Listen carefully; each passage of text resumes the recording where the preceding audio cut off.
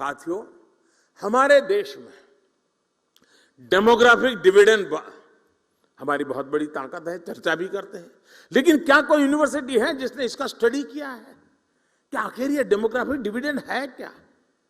क्या दुनिया में जब डेमोग्राफिक डिविडेंड का अवसर आया था तब उस दुनिया के उस देश ने किस प्रकार के कदम उठाए थे, वहां की यूनिवर्सिटी कैसे व्यवहार करती थी और उसका बेनिफिट कैसे लिया? बहुत बार हमको कहते हैं, दोहराते हैं, लेकिन डेमोग्राफिक डिविडेंड की संभावनाओं पर हम क्यों न काम करें? उस सामर्थ्य का उपयोग हम आने वाले 20, 25, 30 साल के लिए देश को कैसे दे सके? ऐसे ही हम देखते हैं, अब दुनिया के देशों की स्थिति देखिए।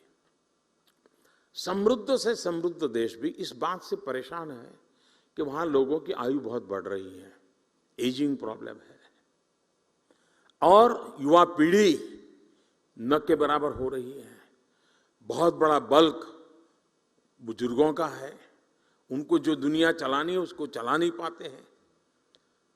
अब ये चक्र ऐसा है, हर एक को आना ही आना है। आज हमारा देश युवा है, कभी हमारा देश भी ऐसा ही होगा जिसमें युवा कम होंगे, वृद्ध ज्यादा होंगे। वो दिन आने वाले हैं। क्या दुनिया में अभी से कोई है जो इस प्रकार के वृद्धत्व के कारण उस देश की जो स्थितियां बनी है उसके सॉल्यूशन के लिए उन्होंने रास्ते क्या खोजे हैं? यूथ का अभाव में वो समस्याओं का समाधान कैसे कर रहे हैं? कौन सा ऐसा मैकेनिज्म बनाया है कि चीजें बड़ी स्मूथली आगे बढ़ रही है? ये सारे सोचने का काम मेरी यूनिवर्सिटीज का सहज स्वभाव होना चाहिए। यूनिवर्सिटीज में आपके लिए अभी से मैं मानता हूं रिसर्च और काम करने का अच्छा स्कोप होता है, और इसके कारण जिन बच्चों को ये प्रोजेक्ट देते हैं उनका एक विजन बनता है, उनको भी नई चीजें समझने का अवसर मिलता है। अब क्लाइमेट चेंज की इतनी बड़ी चर्चा हो रही है, क्लाइमेट के फील्ड में भी हमारे लोग अगर काम करें तो असीमित संभावना है हमारे पास। अब हमने देश में एक योजना बनाई है CDRI की। क्लाइमेट की स्थिति में हमारा इंफ्रास्ट्रक्चर ऐसा होना चाहिए कि जो उसका सामना कर सके, रेजिलिएंट होना चाहिए। अब उस पर हमारे रिसर्च किए बिना हम कैसे करेंगे जी?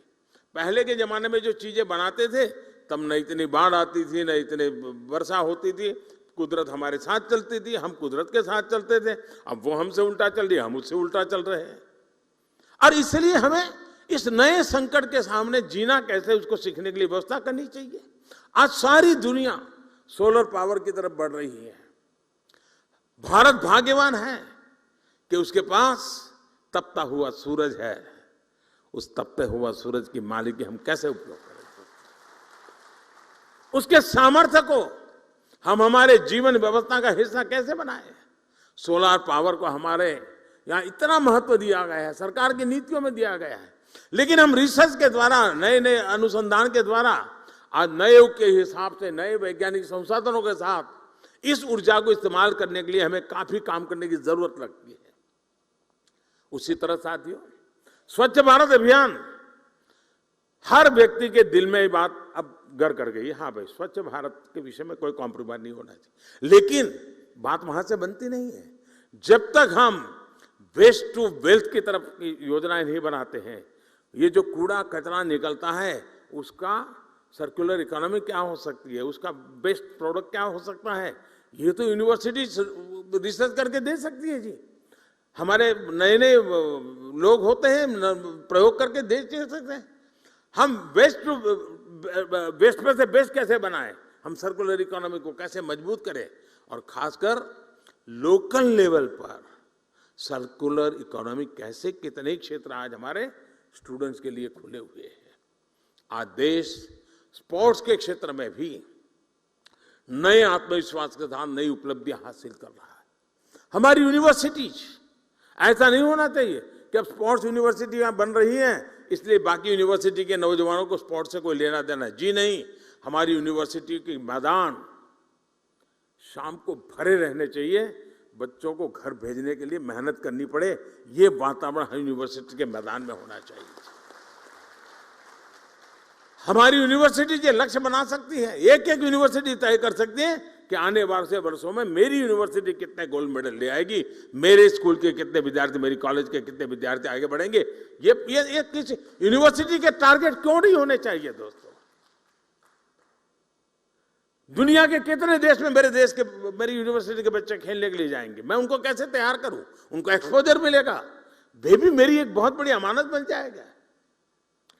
साथियों, मैं स्ट्रे विचारों को इसलिए रख रहा हूं, अनगिनत संभावनाएं हैं और राष्ट्रीय शिक्षा नीति ने आपके हाथ में अवसर दिया है जो पिछले वर्षों में हमारे पास नहीं था। इस राष्ट्रीय शिक्षा नीति का आया है, ये हमारा काम है उसको आगे बढ़ाए।